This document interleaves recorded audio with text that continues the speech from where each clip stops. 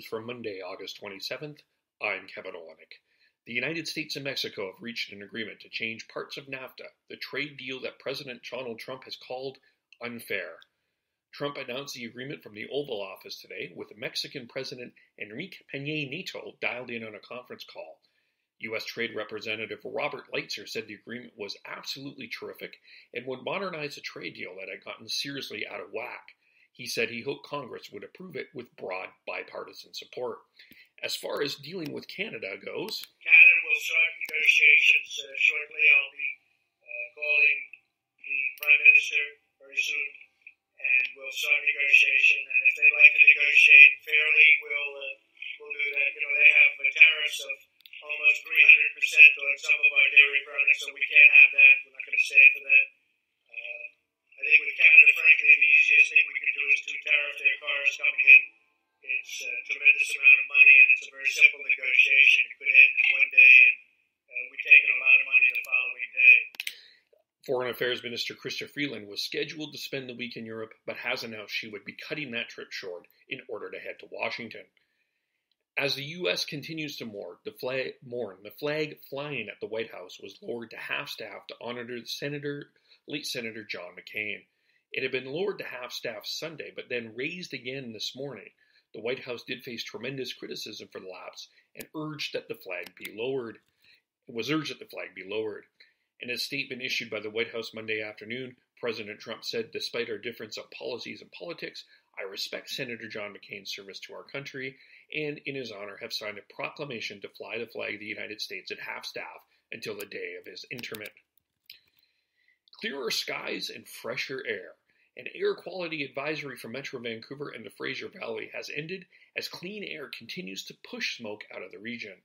The air quality advisory was issued for Metro Vancouver on Sunday and continued into early Monday, but it did end around noon Pacific time today. Parts of the eastern Fraser Valley have been under an advisory for much longer, since on August 13th. A survey of residents in two of Canada's hottest housing markets suggests that even some homeowners in Toronto and Vancouver think housing has become too unaffordable and prices should drop. In Toronto, housing affordability is now the top issue, taking over from transportation and traffic concerns, when Agnes Reid last gathered responses on the same topic in 2015. 50% of homeowners in Toronto said current housing prices were hurting the Greater Toronto Area, 13% said that they would like to see prices drop by 30% or more, and 22% said by 10% or more. In Vancouver, most responders saw foreign buyers as a top cause, followed by wealthy investors in the city's desirable location. A 9-year-old girl reported missing early Sunday morning has been found safe. Richmond RCMP asked the public's help to find a 9-year-old girl who was allegedly taken in contravention of a court order. The RCMP wrote that it was pleased to confirm that the 9-year-old female reported missing was located last night safe and sound. Richmond RCMP would like to thank those that assisted with the investigation.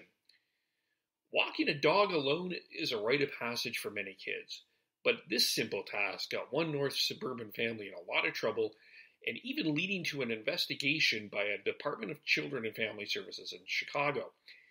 8-year-old Wendy Wyden started walking her dog around the block in an upscale North Shore Chicago suburb. Shortly after the 8-year-old got home, a Wilmette police officer rang the doorbell. I'm really scared. I saw the police was there. The police's car, and I heard the sirens going off. She said, "Are you the one whose daughter just took a little white dog for a walk?" And I said, "Yeah." And I said, "Why? Did she do something wrong?" And she's like, "Well, how old is she?" And I said, "She's 8. And she said, "Oh, okay, because we got a call that it was an unattended 5-year-old. Why did the officer said that was..." An investigation was launched and Wyden hired an attorney to clear her name. The matter resolved in less than 2 weeks, but Wyden said she was left with many questions and felt mom-shamed. In sports, Canadians are still celebrating the emotional historic victory from Canadian Brooke Henderson in Regina on Sunday. It's definitely a dream come true, and today's round was really special. To have 5 birdies on the back 9 with no bogeys, and kind of finish it off the way I did was truly special. And like these crowds all week have been amazing, and to win it for Canada is really cool. And Henderson became the first Canadian to win the country's national tournament since Jocelyn Barassa back in 1973, 24 years before Henderson was born. A record-breaking week for Kendrys Morales earned him AL Player of the Week honors.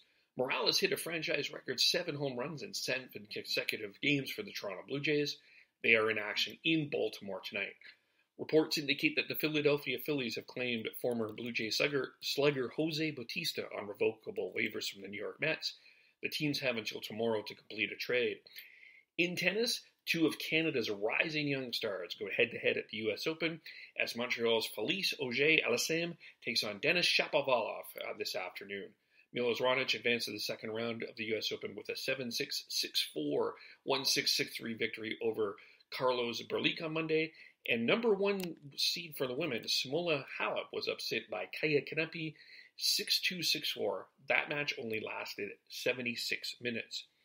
Odell Beckham Jr. is now the highest paid wide receiver in the NFL. The Giants and Beckham agreed to a 5-year extension on a $95 million maximum deal, $65 million guaranteed. And the Vancouver Canucks announced their roster for the Young Stars Classic in Penticton.